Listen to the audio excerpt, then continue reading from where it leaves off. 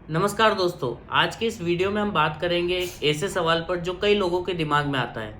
अगर लोन लेने वाले बोरोवर की मृत्यु हो जाती है, मौत हो जाती है, तो उस परिस्थिति में लोन का क्या होता है?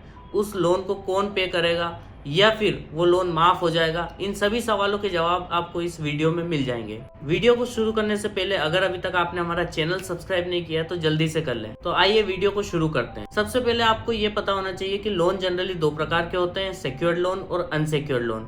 आज के इस वीडियो में हम सिक्योर्ड लोन के बारे में ही बात करेंगे। अनसिक्योर्ड लोन जैसे कि credit card loan, personal loan, business loan, इन लोन के बारे में हम सेपरेट वीडियो बनाएंगे। तो अगर आपका लोन सिक्योर्ड लोन है, यानी कि होम लोन, कार लोन या फिर गोल्ड लोन, इस तरह के सिक्योर्ड लोन में अगर बोरोवर की मृत्यु हो जाती है, मौत हो जाती है, तो उस परिस्थिति में लोन का क्या होता है? अगर लोन बोरोवर ने लोन लेते वक्त कोई इंश्योरेंस पॉलिसी ले रखी है उस लोन को कवर करने के लिए, तो आपको डरने की आवश्यकता नहीं है, क्योंकि वो लोन अमाउंट फिर इंश्योरेंस कंपनी पे करती है। इंश्योरेंस पॉलिसी कई प्रकार की हो सकती है। लाइफ इंश्योरेंस पॉलिसी हो सकती है। अगर व्यक्ति की मृत्यु हो जाती है, लोन बोरोवर की मौत हो जाती है, तो उस परिस्थिति में इंश्योरेंस कंपनी उस लोन का पूरा पेमेंट करती है।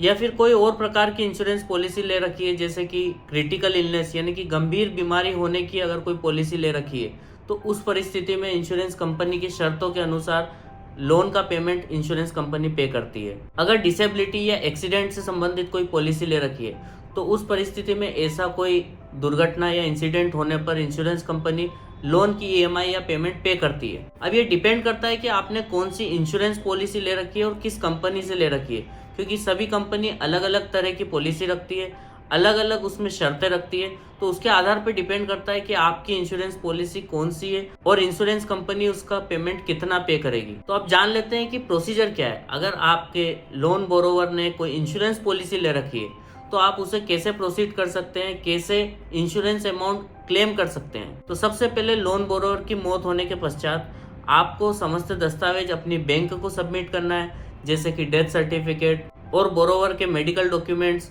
या जिस भी परिस्थिति में जिस भी कारण से उनकी मृत्यु हुई है, वो सारे दस्तावेज, लोन से संबंधित दस्तावेज आपको बैंक के पास जमा करने होंगे।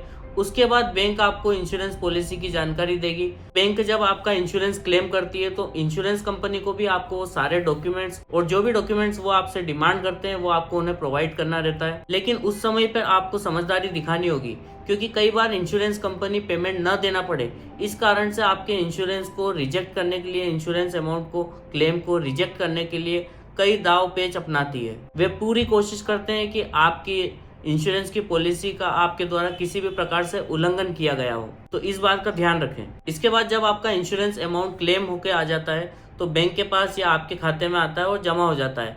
उसके बाद आपका आउटस्टैंडिंग अमाउंट आपको सिर्फ पे करना रहता है। और इस अवधि में कई बार बैंक आपको लगातार नोटिस भी भेजती है, आपको ईएमआई पे करने के लिए भी प्रेशर कर सकती है, लेकिन आप चाहें तो उसका जवाब दें, वरना इग्नोर भी कर सकते हैं। अब बात करते हैं कि अगर आपके सिक्योर्ड लोन में कोई भी इंश्योरेंस पॉलिसी नहीं थी, तो उस परिस्थिति में उस लोन का, उस पेमेंट का क्या होता है। तो आपको बता दें कि उस परिस्थिति में उस लोन की लाइबिलिटी को बोरोवर की या फिर उस बोरोवर के लीगल आयर्स की हो जाती है, यानी कि जो भी बोरोवर के वारिसान होते हैं, उनके बेटे, उनके बच्चे, उनके वाइफ, उनके भाई, जो भी होते हैं, उनकी लाइबिलिटी हो जाती है उस लोन को पे करने की। और अगर आप उस लोन को पे नहीं करते हैं, तो सिक्योर्ड लोन में बैंक उस एसेट्स को, यानी कि आपके घर को, आपके गोल्ड लोन में गोल्ड को, या फिर आपके व्हीकल लोन में आपकी गाड़ी वगैरह को सेल करके बैंक अपना पैसा वसूल सकती है। या फिर आपका और कोई एसेट्स या बैंक बैलेंस पर भी बैंक अपना अधिकार जमा कर उसे सेल आउट करके अपना पैसा वसूलने का हक रखती है। अगर आप भी किसी ऐसी परिस्थिति में और आपके भी लोन बोरोवर ने इंश्योरेंस पॉलिसी नहीं ले रखी है,